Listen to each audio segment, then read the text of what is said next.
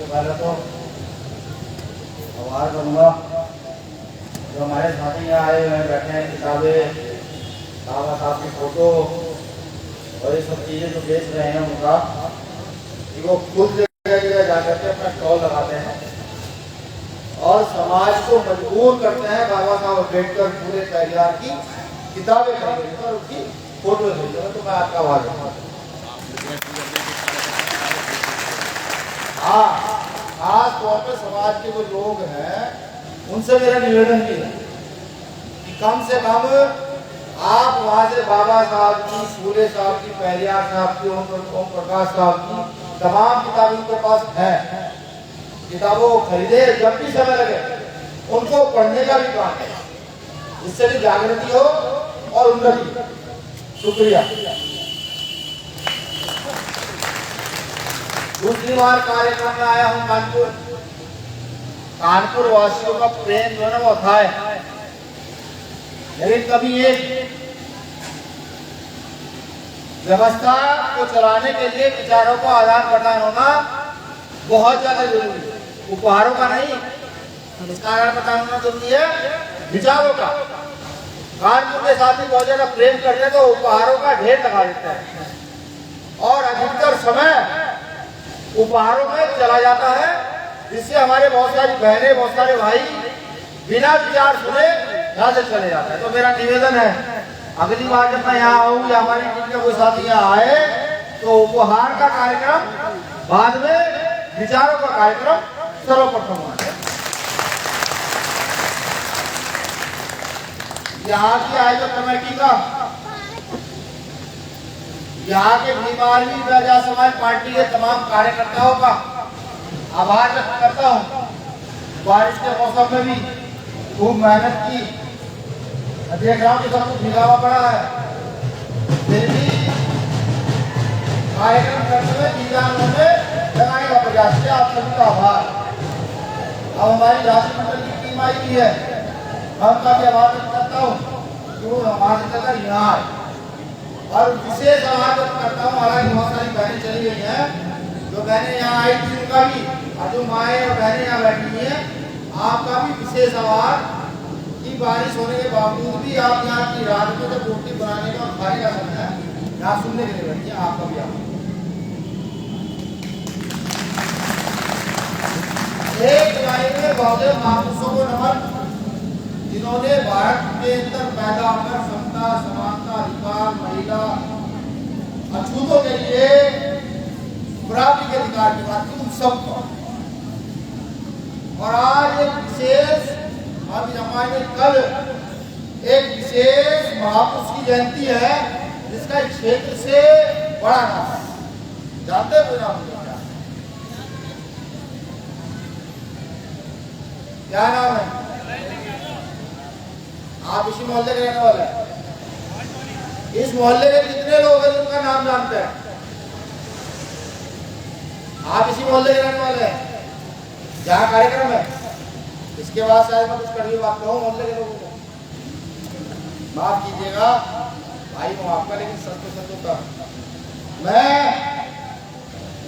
बहुजन महापुरुष माननीय ललित सिंह यादव जी की जयंती की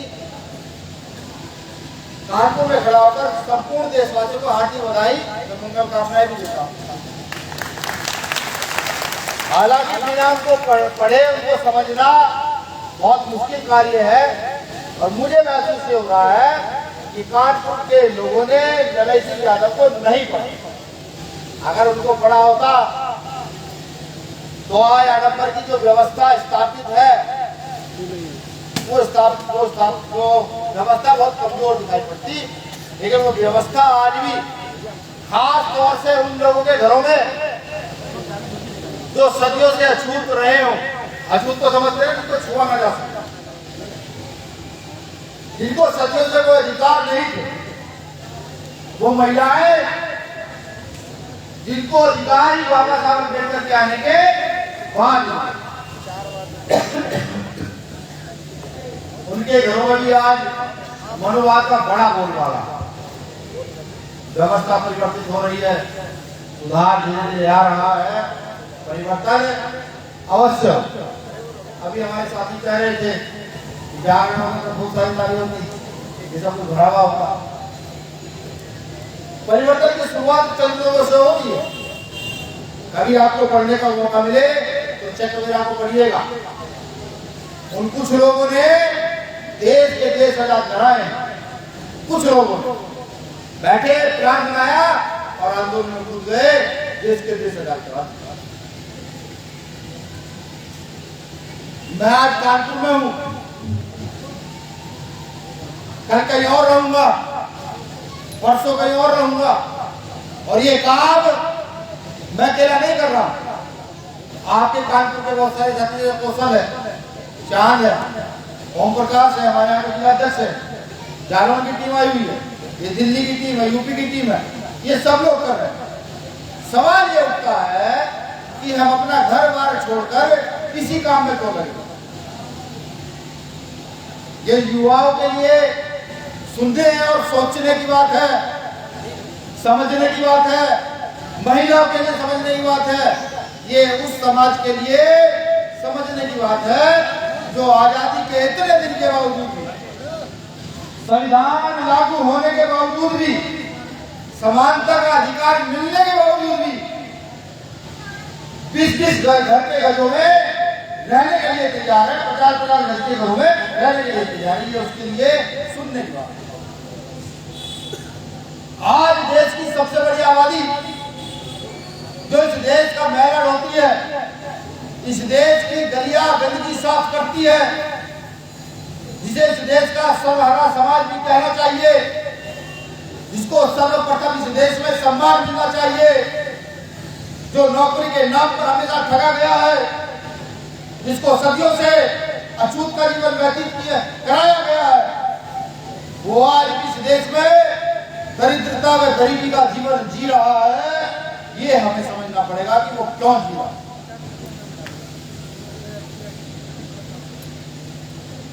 एक कहावत है, सही याद नहीं आ रही, कौन सी कहावत है जो लोग रास्ते खाते हैं? हाँ, जो अधिकारों के लिए नहीं लड़ पाते वो लोग लाशें उठाते हैं। ये मैं आप ही को क्यों कह रहा हूं? क्योंकि मैं उस परिवार में जन्मा हूं जिस परिवार ने ये सारा शोषण सदियों से सहा है।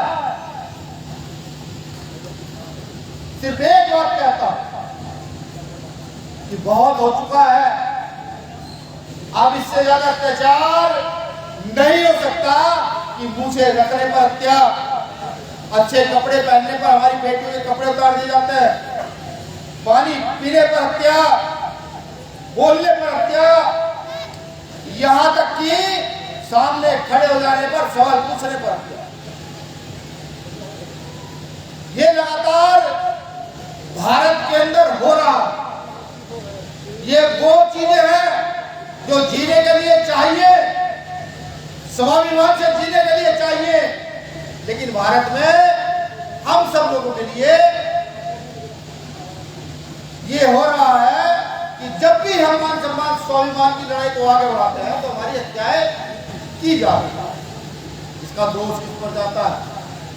लोकतंत्र के अंदर क्या बाबा साहब अम्बेडकर कहते हैं कि जिसकी जितनी संख्या वाली उसकी उतनी हिस्सेदारी, वही लोकतंत्र के अंदर वो समाज जिसका सदियों से शोषण होता है वो आज घरों में चैन से पड़ा सो रहा है।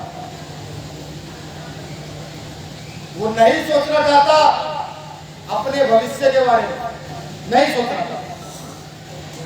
ये लड़ाई बहुत महत्वपूर्ण है।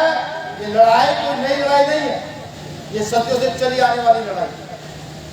आज देश के अंदर जब जब भी आप निगाह उठाकर देखते हैं, जब जब भी आप सोशल मीडिया पर देखते हैं, तो अत्याचार की घटनाएं सबसे ज्यादा इस देश के उस वर्ग की होती है, उस वर्ग पर होती है तो यह मेहनत मजदूरी, मेहनत का समाज, जिसे सदियों से शूद्र और शूद्र बनाकर रखा है। वो लालसा जो कभी सम्राट अशोक के समय में हमारे अंदर पैदा हुई, वो लालसा जो उससे पहले चंद्रगुप्त के समय में हमारे अंदर पैदा हुई, वो लालसा हमारी कहां मर गई ये समझ नहीं। ये सब जानते हैं भारत सन 1947 में आजाद हुआ, 1950 के अंदर इस देश का अछूत वर्ग आजाद हुआ, कॉन्स्टिट्यूशन के अंदर आजाद हुआ, उसमें लोकतंत्र की व्यवस्था देकर के बाबा साहब अम्बेडकर ने गए। और ये भी जानते हैं कि लोकतंत्र का मतलब है इस अंगूठे से आप अपना राजा इस देश में स्थापित कर सकते हो। लेकिन ना जाने क्यों ये मेरा समाज जो बहुसंख्यक है, जो जागने के लिए तैयार नहीं है, आखिर क्यों हम घर से निकलकर गली चौक चौराहे पर मोहल्लों में जा के छोटी मीटिंग क्यों नहीं करते, तो समाज के लोगों को नहीं समझाते या बाबा साहब अम्बेडकर के मूवमेंट की ओर चलते हैं इस आडंबर और पाखंडवाद के खिलाफ। इतिहास पढ़िए, इतिहास पढ़िए, किसी भी इतिहास के अंदर ये कभी नहीं है कि जिस समाज का राजा हुआ है उस समाज पर कभी अत्याचार हुआ हो, कभी नहीं। तो ये समाज जो दिन के दिन राजा बन सकता है, जो इस देश की व्यवस्था को चला सकता है, जो क्यों सोया, इसको जागना चाहिए, जागना चाहिए। उदाहरण दूंगा कि मैं आया, बहुत सारे साथी जय जयकार कर रहे थे, चारों ओर से फूलों की वर्षा, घरों से अच्छा लगा, हाथ जोड़े, सबने आशीर्वाद दिया, लेकिन वो सिर्फ मेरे ऊपर फूल डालने के लिए थे, मुझे सुनने के लिए नहीं, क्योंकि उनको पता था कि जो मैं सुनाऊंगा शायद उनको बुरा लगे। जो जिस व्यवस्था में वो मेरी बहनें हैं, मेरे भाई हैं, उस व्यवस्था के लिए वो बुरी बात हो तो उनको यहाँ आना पसंद नहीं आता। कुछ मेरे नौजवान साथी जो खूब चीख चिल्ला रहे थे कि मैं यहाँ आया तो बहुत संकट थी, फिर उन्होंने सोचा कि अब भाषण सुनना पड़ेगा, अब ना जाने ये अध्यक्ष आए हुए हैं, ये कहाँ की बात करेंगे, तो एक एक दो करके इस पार्क से बाहर का रास्ता उन्होंने इस तरह से व्यवस्था परिवर्तन ना तो कभी हुई है ना आगे हो पाए। अगर आप ये सोचते हैं कि भीम आदमी के चक्रों इस व्यवस्था को परिवर्तित कर देंगे या जो हमारा राजनीतिक दल है उसके चक्रों इस व्यवस्था को परिवर्तित कर देंगे, तो यह असंभव कार्य है, बिल्कुल असंभव कार्य है। मैं चीख चिल्लाकर पूरे बड़े मंच से कहता हूँ, बिल्कुल कहता हूँ, जिसको हमसे परेशानी हो, हम का मतलब भीम आर्मी के लोगों से परेशानी हो, हम का मतलब भाई चंद्रशेखर आजाद के काम पर शक हो, वो आए सवाल पूछे। याद भाई मुझसे ज्यादा महत्वपूर्ण बात है ये प्रभारी जी, अन्य को सवाल मुझसे ज्यादा महत्वपूर्ण बात है। नहीं आप रहने तो जहाँ बैठा रहना। वो आए सवाल पूछे हमसे, समाज के व्यक्ति के लिए लगता हो कि जिस दिन से इस मूवमेंट में हम लोग उतरे हैं, कहीं रत्ती भर हमने 1% गद्दारी करने का काम किया हो या किसी मामले में पूरे सरकार को लाने का काम करना हो, पूछे हम। अगर समाज को यह लगता है कि नहीं भीम आर्मी का प्रत्येक कार्यकर्ता जब अन्याय होता है तो लड़ता है, जब किसी बेटी के साथ गलत होता है तो लड़ता है, जब भाई के साथ गलत होता है तो लड़ता है, तो मैं ये पूछना चाहता हूँ अपने समाज के लोगों से जिसमें मेरा जन्म हुआ कि वो बुद्धिजीवी वर्ग, वो बहने, वो समाज जो झाड़ू लगाता है, वो समाज जो नौकरी करता है, वो समाज जो बिजनेस करता है, कि वो हम लोगों से जुड़ना क्यों हम लोगों से दूरियां बनाकर रखना चाहते हैं। बाबा साहब के अधिकार से पढ़े लिखे लोग हैं, ये यहाँ की सरकारें, मौजूदा सरकारें, विधान ये सावरकर की औलादे जिन्हें आरएसएस कहा जाता है, ये भी जानते हैं कि ये भीम आर्मी के लोग, डॉक्टर बाबा साहब अम्बेडकर के लोग पढ़े लिखे लोग हैं, हल्के लोग नहीं है। ये व्यवस्था परिवर्तन करने निकले हैं। मेरे बाप ने व्यवस्था परिवर्तन की, इसका नाम साहब काशीराम था। मेरे बाप ने व्यवस्था परिवर्तन की, 5000 साल पुरानी व्यवस्था, जिसका नाम डॉक्टर बाबा साहब अम्बेडकर था। मेरे बाप ने व्यवस्था परिवर्तन की, जिसका नाम फूले साहब था। मेरी माता सावित्रीबाई फुले ने व्यवस्था परिवर्तन। ऐसे न जाने कितने नाम है जो अकेले चले और इस व्यवस्था को परिवर्तन कर दिया, मनोवादी व्यवस्था को रखा। आज दुख होता है ये सोचकर कि जो शोषित जातियां हैं, मेरे कहने का तात्पर्य समझिएगा, जो शोषित जातियां हैं जिनकी संख्या बहुसंख्यक इस देश के अंदर है, जो एक वर्ग से आती है, जिनका काम एक है, जिनके चंद लोग डेवलप होकर आगे चले गए, जो आज भी शोषण की मार झेल रही है, जिनकी गलियां आज भी कच्ची है, जिनकी गलियों में घुसोगे तो आज भी छोटे छोटे रास्ते, कि उनकी ये दुविधा आखिर दूर कब हो। मैं तो चीख चीख कर जाकर उदाहरण देता हूँ, ये कौशल जब इसको कहीं भेजता हूँ काम के लिए, भाई आज तुम लोग मंदिर चले जाओ, पर पैसे होना हो, ट्रेन में बैठ कर चला जाता है और कहीं भी पढ़ करके सो जाता है, कहीं भी। ये मूवमेंट का तरह लिख दिया दुनिया। मैं सोचता हूँ कि अगर मेरा समाज जो सुबह से शाम तक काम करता है और शाम को सिर्फ अगर चाहे वो आधा घंटा यानी कि 30 मिनट निकाल ले मूवमेंट के लिए और जाए गली घर मोहल्लों में और जाकर के बताए कि हमारा उत्थान कहीं से हो सकता है, तो डॉक्टर बाबा साहब अम्बेडकर के संविधान से हो सकता है और बाबा साहब अम्बेडकर की व्यवस्था से। क्या परिवर्तन नहीं होगा? क्या व्यवस्था परिवर्तित नहीं होगी? आज आरएसएस के लोगों की सरकार है, उनकी हत्याएं होती है, उनके बलात्कार होते हैं, उनको मारा पीटा जाता है? नहीं मारा पीटा जाता। ये सब काम आज हमारे साथ, और वो चंद लोग हैं और हम बहुत संख्या कितने सारे इस देश के अंदर लोग हैं। समझिए, सोचिए, अपनी जिम्मेदारी जानिए। ये जो कुर्सी पे बैठने का अधिकार जो मुझे यहाँ पर खड़े हो गए इतने सोफे पर जो आपने बिठाए थे, जो मारा गई और इतने ज्यादा वो मार दिए, अगर बाबा साहब अम्बेडकर ना होते तो जिस वाणी में मैं बोल रहा हूँ अब तक तो मेरे मुंह में सीखा पिघलाकर गिरा जाता। प्रयास कीजिए, जो लोग समझदार हैं निरंतर प्रयास कीजिए, बाबा साहब अम्बेडकर की व्यवस्था को स्थापित करने का प्रयास कीजिए। आडंबर की व्यवस्था से बाहर निकलिए। कुछ नहीं होता आडंबर, बिल्कुल कुछ नहीं होता आडंबर। जो घी हम इधर उधर खर्च करते हैं उन्हें बच्चों को खिलाइए, इनकी सेहत बनेगी, इनके दिमाग में तेजी आएगी, ये पढ़ने में तेज होंगे। लेकिन नहीं, हमारी माएं इतने अंधविश्वास में है कि वो सोचती है कि ना जाने अगर मैं ये काम नहीं करूंगी तो शायद मेरे बेटे को कुछ हो जाए। वो ये सोच, मैं भी आपकी का बेटा हूं, कुछ नहीं करता और बोलता हूं उनके खिलाफ, तब भी कुछ नहीं होता और शरीर का वजन बढ़ता जाता है, क्योंकि फालतू चीजों में दिमाग नहीं रखता। तो निवेदन करता हूं तमाम यहाँ बैठे साथियों से कि अब समय बहुत विपरीत चल रहा है,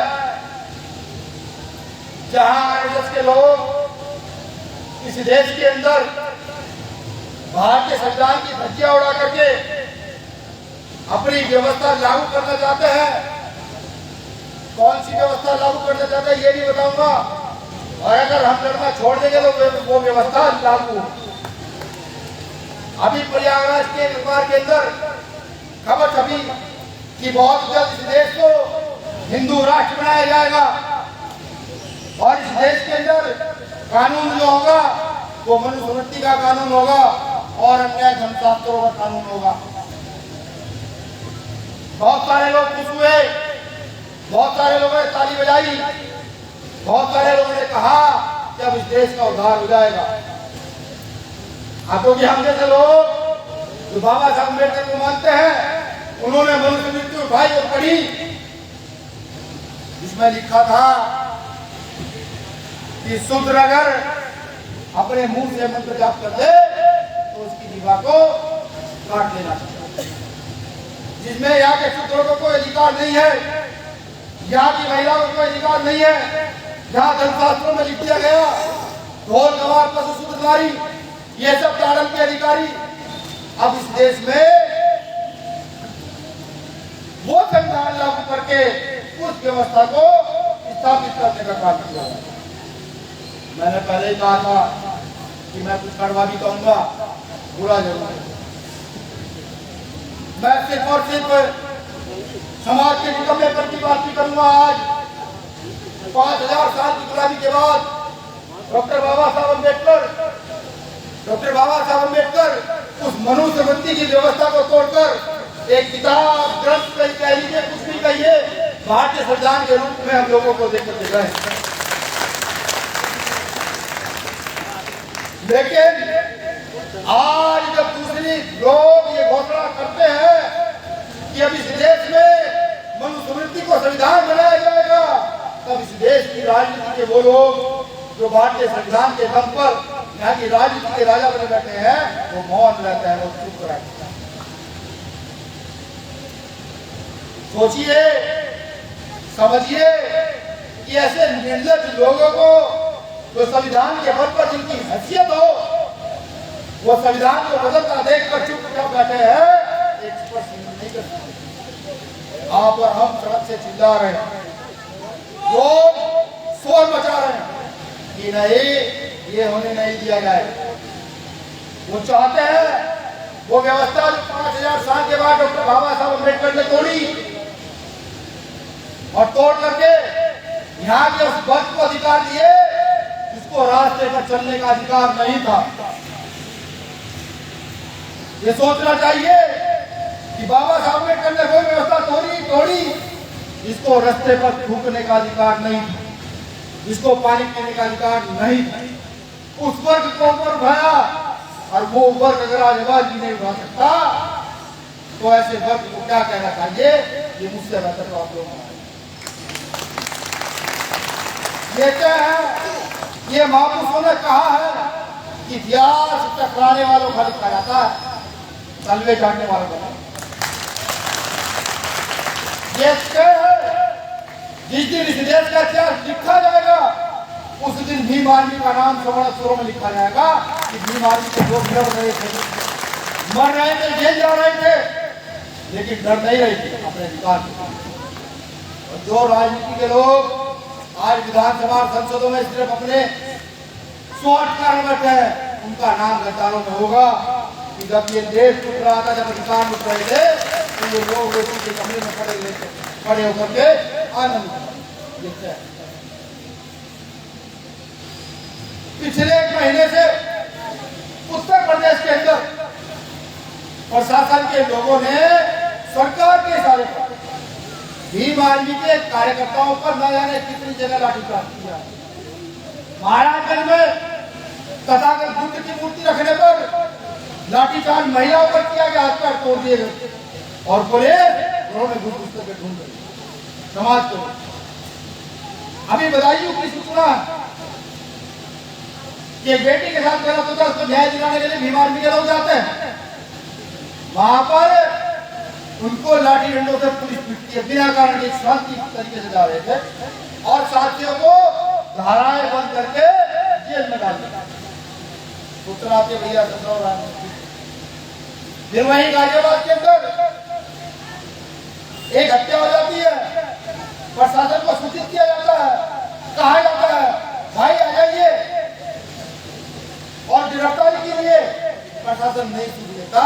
प्रशासन राजनीति के दबाव में, क्योंकि वो बेटी अनुसूचित लड़की थी ना, वो गाजियाबाद अनुसूचित जाति की बेटी थी, तो दोषी को बचाने की नाक में आता है। दोषी सवर्ण सरकारों पर लोगों को क्या जब भीम आर्मी देखती है तो आह्वान करती है समाज के लोगों का। वहां सड़क पर 1000 लोग पहुंचते हैं और एसएसपी डीएम एसडीएम सब लोग भीम आर्मी के लोगों को समझाते हैं, मुकदमा दर्ज करते हैं, और अगले ही दिन वो लोग भीम आर्मी के लोगों पर पहले मुकदमा दर्ज होता है उनके खिलाफ, जिनके नाम बताने के लिए सरकार के लोग प्रयास कर रहे थे, प्रशासन के लोग प्रयास कर रहे थे। भीम आर्मी प्रशासन की मानते हुए भी अगले दिन भीम आर्मी के लोगों पर मुकदमा दर्ज कर दिया जाता है, दौड़ दी जाती है कि जेल में डाल दिया। साथ में मुझे बताया कि भैया मुकदमा दर्ज हो गया, मैंने कहा अच्छी बात है, मैं समाज के लिए लड़ोगे कुछ तो मिलेगा ना। तो लड़के मुकदमे मिल रहे हैं, मुकदमों की संख्या बढ़ती जा रही है। मेरा बताने का औचित्य क्या है, क्योंकि मेरे फेसबुक पेज को बहुत सारे प्रशासनिक अधिकारी भी फॉलो करते हैं। मेरा बताने का औचित्य यह है कि समाज पर गलत होगा, समाज के कार्यकर्ताओं पर मुकदमे होंगे तो भीम आर्मी की जनसंख्या को जानते नहीं होगा। हम लोग खुशी में इकट्ठे हो ना हो, लेकिन दुख में हम निकल के कहाँ आते हैं, ये तुम्हें बता नहीं। या तो उत्तर प्रदेश सरकार जो झूठे मुकदमे समाज के लोगों पर कर रही है उसको बंद करे, वरना ज्ञापन के माध्यम से, आंदोलन के माध्यम से हम उत्तर प्रदेश सरकार को जवाब देने का काम करेंगे। उसको कहेंगे कि अगर हम अपने घर में गाय भैंस पालते हैं तो हम अपने घर में सुअर भी पालते हैं, और चलेंगे उन सब जानवरों को लेकर जेल चलेंगे, और ये भी कहेंगे कि हम इस देश की सफाई करते हैं। तो 4 रेड़े योगी आदित्यनाथ के विधानसभा के सामने और 4 रेड़े पूरे प्रदेश के अंदर जाके सीएम और कलेक्टर के सामने कहेंगे कि जब हम तुम्हारे घरों की टट्टी उड़ा सकते हैं, कूड़ा उड़ा सकते हैं, तो हम अपने लोगों के साथ गलत होते हुए नहीं देखेंगे। बिल्कुल नहीं देखेंगे। कमर कस लीजिए, बिल्कुल कस लीजिए, क्योंकि जिंदा हो तो जिंदा नजर आओ, जरूरी है। आज पूरे देश में जब मैं देखता हूँ मेरा एक समाज, एक वर्ग 6000 रुपए पर सुबह 4 बजे उठता है, शाम को 6-7 बजे घर होता है, पूरे दिन 6000 रुपए। बड़ा दुख होता कि जहाँ मजदूरी भी 400 रुपए है, वहां मेरा समाज ठेकेदारी प्रथा के अंदर लूट रहा है। वो अपने बच्चों को पढ़ाएगा कहाँ, उसकी खाने की व्यवस्था है। हमें समझना पड़ेगा, वो जो बाबा साहब अम्बेडकर कह के गए कि संगठित रहो, इस बात को सोचो।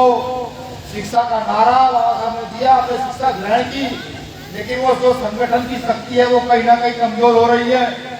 वो संगठन की शक्ति को मजबूत करो, और संगठन की शक्ति मजबूत करके अपना राजा देश में स्थापित करो। और वो जो 6000 की तनख्वाह पर पूरे दिन काम करते हैं, उस तनख्वाह को 60,000 रुपए तक लेकर जाओ, तब जाकर काम होगा। इसके लिए सामाजिक एकता का होना बहुत जरूरी है, आपसी भाईचारा प्रेम भावना का होना बहुत जरूरी है। जो हमारे छोटे मोटी चीजें आपसी विवाद होते हैं, ये हम छोटे मोटे विवादों पर आपस में भिड़ जाते हैं, ये परिवार में होता है, लेकिन जब बाहर की शक्ति से टकराने की बात हो तो फिर ये मुट्ठी बंद नहीं चाहिए। वो पता लगना चाहिए नहीं, ये जो बहुजन समाज के लोग हैं भारत के अंदर, ये कब एक साथ इकट्ठे होकर सड़कों पर आते हैं पता नहीं। मुझे एक बार एक साथी ने पूछा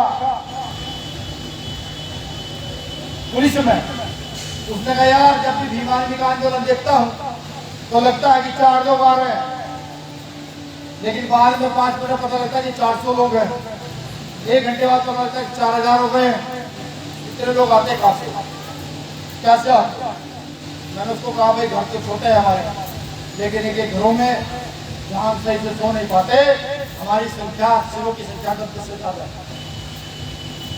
और जब सिरों की संख्या 10 से ज्यादा है कि आज सड़क पर आंदोलन करने हम इकट्ठा हो रहे हैं, लेकिन जिस दिन हमें अकल लगी, जिस दिन हमने सोच लिया कि अब इन सिरों का सही फायदा लिया जाएगा, उस दिन हम सड़क पर आंदोलन करने नहीं जाएंगे। उस दिन हम यहाँ की संसद विधानसभाओं में सड़क के लोगों को भेजेंगे और उनको कहेंगे कि वहां लड़ाई लड़ने का काम है। ये व्यवस्था परिवर्तित होनी बहुत जरूरी है।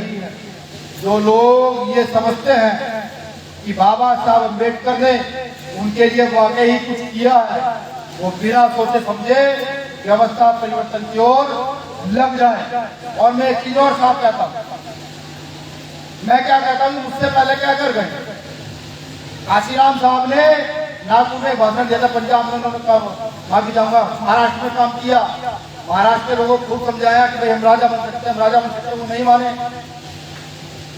फिर घूमे देश में, यूपी आ गए। यूपी में उन्होंने देखा कि बाबा साहब की अखबार मूक नायक वो लोग महाराष्ट्र से मंगाकर यूपी के लोग पढ़ते हैं, अनुसूचित जाति के लोग जो सफाई करते हैं, जो ठेला चलाते हैं, जो केले बेचते हैं, जो मजदूरी करते हैं, वो अखबार वहां से मंगाकर पढ़ते हैं। तो काशीराम साहब ने यहाँ यूपी को कार्य और नागपुर में जाकर भाषण दिया, यहाँ पर सरकार बनाने के बाद, कि महाराष्ट्र के लोग ये सोचते थे कि फूले साहब अम्बेडकर की व्यवस्था में चलकर इस देश में राज स्थापित नहीं किया जा सकता। मैं काशीराम बोल रहा हूँ, मैंने फूले साहब अम्बेडकर की व्यवस्था में चलकर उत्तर प्रदेश में भारत के सबसे बड़ी सूबे में अपना राज स्थापित करने का काम किया। ये क्या क्या गए हमारे वहां पे, समझने का प्रयास कीजिए कि जब सिद्धांतों की बात आ जाए तो फूले साहब अम्बेडकर के सिद्धांत जो समता समानतावादी है, जो एकता अखंडता का प्रतीक है, जो आपको समान अधिकार देते हैं, जो आपको लड़ने की प्रेरणा देते हैं, उन अधिकारों के प्रति सजग होने की प्रेरणा देते हैं। तो उन सिद्धांतों पर चलिए और चलने के बाद अपनी व्यवस्था स्थापित करें। आपने देखा बाबा साहब अम्बेडकर के जाने के बाद महाराष्ट्र में हमारे राजनीतिक दल का क्या हासिल हुआ, सब जानते हैं क्या हासिल हुआ था। वो समय याद है कि बहुसंख्यक जनता देश के अंदर जो है, जिनके बड़े बड़े महापुरुष रहे हो, उनको उस समय की कांग्रेस सरकार ने मात्र एक एमपी की सीट दी है ना, एक एमपी की सीट दी। आबादी के हिसाब से अगर ले हम तो इस देश में हमारी आबादी कम से कम 20 से 25% है, लेकिन नहीं, हमारे लोग जब मनुवाद के सामने झुके तो हमारा पतन हुआ। वो ही कारण उत्तर प्रदेश के अंदर पैदा हुआ कि जब हम फूले साहब अम्बेडकर के विचारधारा पर चले, हमने अपना राज स्थापित किया। लेकिन जब नारा दिया गया कि ब्राह्मण शंख बजाएगा और हम दिल्ली जाएंगे, तो तर्क पर मनुवाद भारी हुआ, लेकिन मनुवादी व्यवस्था को चलकर हम आगे नहीं बढ़ सकते। मैं जानता हूं, बिल्कुल जानता हूं कि मैं कमा कर लाऊंगा, आटा खरीद कर लाऊंगा, उसको भूनूंगा, उसकी रोटी बनाऊंगा, कोई खा पाऊंगा। मैं अगर ये कहूंगा तो कोई देवी शक्ति या किसी उच्च जाति का व्यक्ति बिना अपने हाथ मिलाए आपके मुंह में रोटी डाल देगा तो मैं सब मिथ्या कहता हूं, झूठ है, मुझे पता है। तो समाज के लोगों से यही अपील है कि भीम आर्मी से जुड़े, कहीं गलत लगता हो भीम आर्मी के लोगों से सवाल पूछे, हमसे सवाल पूछने तो उनके जरिए हम तक सवाल भिजवाएं कि भैया हमारे सवाल है, क्या करना चाहते हैं। हम लोगों को लड़ने की ताकत और प्रेरणा दोनों दो। मैं कहता हूं अपनी बहनों से माओ से भी, ये एक बच्चा तैयार करे भीम आर्मी के लिए इस देश में अन्याय के खिलाफ से लड़ाई लड़े, बिल्कुल तैयार। जो लोग नवयुवक है जो ये व्यवस्था चला रहे हैं कि सिर्फ 2 बच्चे बनाएंगे, सिर्फ 2 बच्चे बनाएंगे, उनसे मेरा निवेदन है, भीम आर्मी के राष्ट्रीय अध्यक्ष का निवेदन है, आपके बेटे का निवेदन है कि 2 नहीं 3 बच्चे बनाए, लड़का हो या लड़की हो, एक बच्चा भीम आर्मी के नाम का जरूर बनाए। ये मेरा निवेदन। मैं शिक्षा किसने रहा हूं कि एक वो वर्ग जो संख्या में बहुत कम है, लेकिन जब हम उनके घरों में जाते हैं तो 50-50 कमरे दिखाई देते हैं। एक वो वर्ग जो संख्या में बहुत ज्यादा है, जब उनके घरों में मैं जाता हूँ तो मुश्किल से एक खाट पड़ी दिखाई देती है। ये जो अंतर है, इस अंतर को मिटाने के लिए प्रत्येक बहुजन समाज के घर से, प्रत्येक माइनॉरिटी के घर से एक बच्चे का जन्म हो तो बाबा साहब अम्बेडकर के मूवमेंट का काम करे, दूसरा कोई काम न करे। ये काम नहीं करते। लिखवा लीजिए, लिख कर देता हूँ। ये जो आज सिर्फ धर्म के नाम पर मुसलमानों को मारा पीटा जाता है, ये जो जाति के नाम पर अनुसूचित जाति के लोगों को मारा पीटा जाता है, ये जो ओबीसी के लोगों के अधिकार लगाकर खाए जाते हैं, इसको रोकना है तो जो मैंने कहा ये काम शुरू कर दीजिए। अगले 20 साल के अंदर इनकी औकात नहीं, देश का राज हमारे हाथ में औकात नहीं। इनको बताइए, इनको याद कराइए कि न्याय इंतजार करोगे तो सड़क पर खड़े हो जाएंगे, सड़क पर खड़े हो जाएंगे, दिमाग पूरे गांव की तरह लड़ने के लिए सड़क पर खड़े हो जाएंगे। समाज की बात देखिए, ये समाज, जिस समाज को मैं जिस समाज से बात कर रहा हूँ, इस समाज ने व्यवस्था परिवर्तन की दिल्ली का उदाहरण दूंगा कि झाड़ू लगाने वाले लोग राज नहीं कर पाए, झाड़ू उठाने वालों ने राज कर लिया। जिन्होंने झाड़ू लगा कर सड़कों पर झाड़ू हजारों झाड़ू दी होंगी, वो राज स्थापित नहीं कर पाए, बहुसंख्यक होने के बावजूद भी। लेकिन एक व्यक्ति आया, उसने झूठी झाड़ू उठाई कंधे पर रखी और कहा कि मैं भी सफाई वाला हूँ। और हमारे लोगों ने आके बंद की और हमने अब नहीं, बिल्कुल नहीं। अब तो झाड़ू लगाने वाला ही मुख्यमंत्री बनेगा, झाड़ू लगाने वाला ही प्रधानमंत्री बनेगा। ये वादा है भीम आर्मी के कार्यकर्ताओं का, और अपील भी करता हूँ भीम आर्मी के कार्यकर्ताओं से कि लगिए, तन के साथ लगिए, बाबा साहब अम्बेडकर के अधिकार के साथ लगिए। जब तक इस देश में व्यवस्था स्थापित न करते, जब तक राज स्थापित न करते, रुकने का नाम नहीं। अगर एक बात पूछा जाता है, जब काशीराम साहब पुणे के अंदर 80-90 रुपए तनख्वाह ले रहे थे, तो एक फोर्थ क्लास कर्मचारी, दीना भागा का फोर्थ क्लास कर्मचारी बाबा साहब अम्बेडकर की छुट्टी के लिए लड़ रहे। काशीराम साहब ने सोचा कैसा आदमी है, उसकी छुट्टी के लिए लड़ रहा है। काशीराम साहब ने पूछा, भाई दीना भागा ये क्या बात, इतने परेशान क्यों हो? साहब बाबा साहब की छुट्टी चाहिए, अधिकारी नहीं दे रहा है। साहब ने पूछा, अधिकारी छुट्टी ना दी तो क्या करोगे? उसने कहा, साहब अधिकारी ने अगर छुट्टी ना दी तो फिर बाबा साहब की गलती बजाऊंगा, नौकरी कभी जाती याद चलता।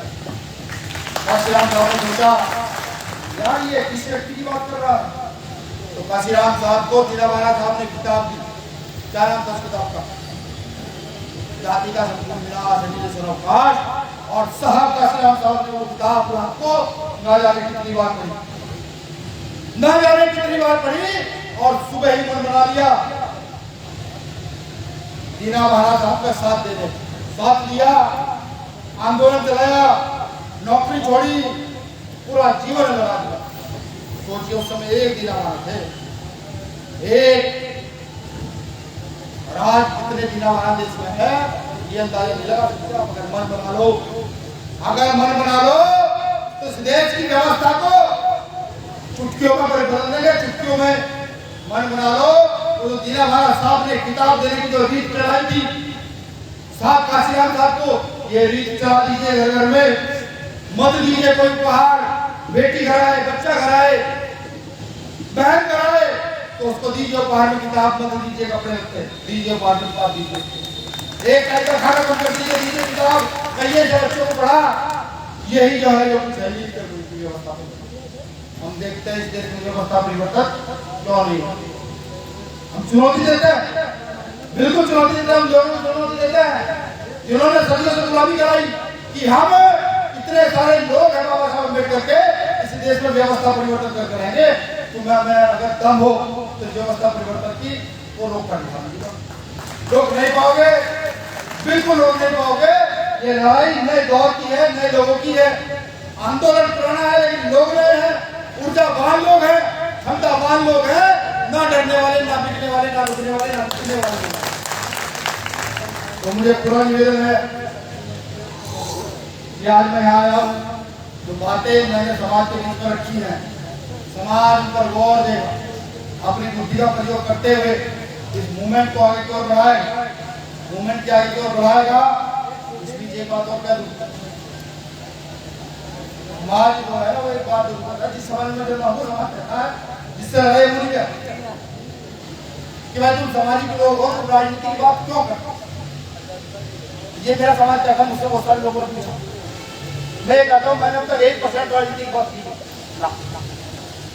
मैंने सिर्फ वो उन अधिकारों की बात की जो मुझे चाहिए, जो मेरे समाज को चाहिए, जो बाबा साहब ने अम्बेडकर लोकतंत्र में देकर मैंने उनकी बात की। राजनीति तो मुझे करनी नहीं है, किसी की मत नहीं करनी, लेकिन हाँ बाबा साहब अम्बेडकर ने लोकतंत्र का अधिकार देकर ये कहा कि राजनीति कर सकते हो, उसे करने की। तो मुझे पूरी उम्मीद है इस बीच कुछ गलत निकला होगा, समाज के लोग माफ करेंगे, मैं जानता हूँ। और अगर लगा होगा सही कि आपका भाई आपका बेटा कुछ सही का चल गया, तो कल से लगेंगे मूवमेंट में, बीमार भी से लोगों को जोड़ेंगे और इस आंदोलन को मजबूत करेंगे। और जब भी जरूरत पड़ेगी तन मन धन के साथ, तन मन धन हमें कर देंगे, तन भी लगाओगे, मन भी लगाओगे, जरूरत पड़ेगी धन की तो वो भी लगाओगे, आंदोलन में जाओगे और मजबूती के साथ खड़े रहोगे, सरकार को दिखाओगे कि देश में लोग दिखा, तुम्हारा यूज करने वाले लोग दिखा।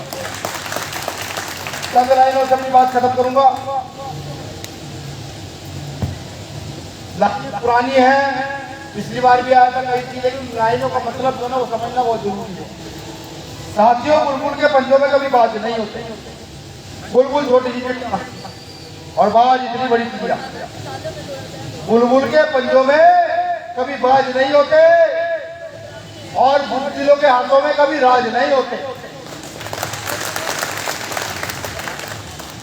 बुलबुल वो ब्राह्मणवादी व्यवस्था जिसको बाबू जगदेव प्रसाद कुशवाहा 10% लोग कहते थे, मान्यवर साहब का श्रीराम साहब 15% लोग कहते थे वो बुलबुल, और बाहर 85% जनसंख्या देश की जो मेहनत कश लोग हैं, जो सर्वहारा समाज है, तो हम लोग वो बात।